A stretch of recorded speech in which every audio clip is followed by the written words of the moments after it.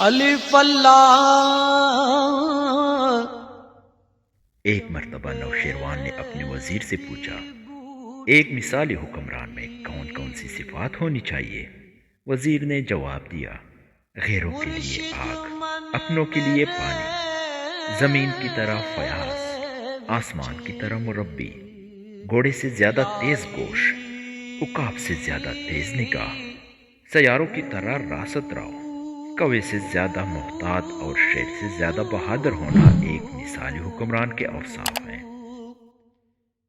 کہتے ہیں ایک نیک سیرت شخص اپنے ذاتی دشمنوں کا ذکر بھی برائی سے نہ کرتا تھا۔ جب بھی کسی کی بات چھیڑتی اس کے زبان سے نیک کلمہ ہی نکلتا۔ اس کے مرنے کے بعد کسی نے اسے خواب میں دیکھا تو سوال کیا، اللہ تعالیٰ نے تمہارے ساتھ کیا معاملہ فرمایا؟